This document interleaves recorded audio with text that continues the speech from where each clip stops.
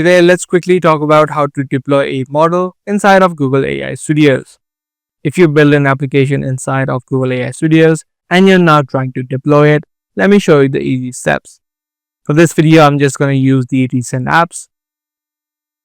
You can use the app that you built and the app that you're trying to deploy. Once you open up the app inside of Google AI Studios, on the top right, you'll see a section or an option called Deploy App. You can just click on this option,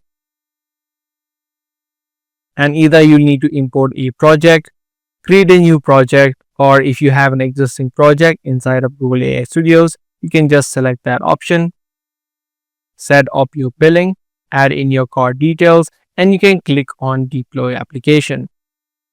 And as easy as that, your application inside of Google AI Studios or any model will be deployed.